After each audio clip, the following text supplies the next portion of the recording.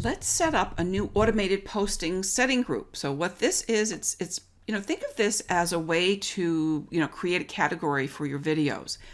When you think about the intros you have, let's take a look at some of these intros. These are some of the category types you may want to work with and some of the types of setting groups you might want to create. If you want to work with FSBOs, you may want to have a FSBO resource center and introduce all of those videos with that as an intro in your settings. You may want to have a breaking news or citizens news alert type of setting, and you can do that with an existing intro. If you publish market data, you may want to categorize that as a market report and create a settings group about that. I have also created intros for stuff home sellers say to real estate agents when they sell their homes. And I have another one that is stuff that home buyers say. So, there's a bunch of stuff here that really relate very, very well to this whole concept of a settings group. A settings group is like a category, and we're going to set one up right now. So the first thing you do is design a code. So what I'm going to do right now is I'm going to create a settings group that's about local news. So we're going to call that news. And then that will be the name for the group. And whenever I want to publish a news item, everything that I define here as a setting will be applied to that automatically.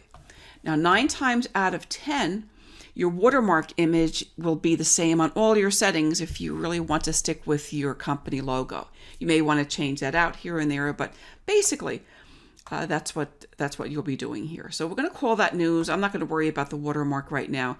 And then we've got the call to action setting. So what do we want to do? We want learn more. We may want watch more. On a news page, that may be something where I'm not going for a hard call to action, not looking for a sale or anything, but I may want to just drive these people to my Facebook page with a watch more. So why don't I do that? In this case, I may just decide to send them to my fan page, the Realtygram. And so the URL link, I'll just insert my Facebook page there. The caption text could be like, see more here, because there will be more like that, right? And you will insert your telephone number if you would like people to call you. Now, I'm not, creating this video looking for telephone calls, and I don't really want to have a lot of people calling me at home, so I'm not going to fill that in. But you can put in your telephone number in this click to call area, and if that is inserted there, then when people watch your video on Facebook, at the end of the video, when they see an opportunity to click on a link, either to like your page or call you, they will be able to click and call, and that is a very, very cool thing for real estate agents. Okay, for an intro type, what do I want? I would like to use an intro video for my news, and I'm going to go to my custom videos because I already have some picked out. I have an intro video here that says Citizen News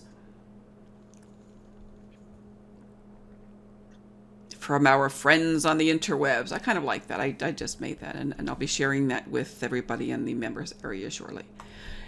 As an outro video, yes, I would like to put an outro video in.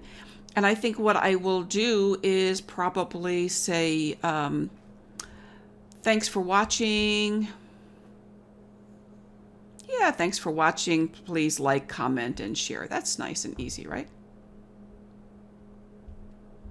All right, so I will select that as an outro. All right, so here we have my settings. I've got the settings. I've got news. I have the call to action settings, and I have selected an intro and an outro video. So I'm going to go and save the settings. Now I have a new settings group called news.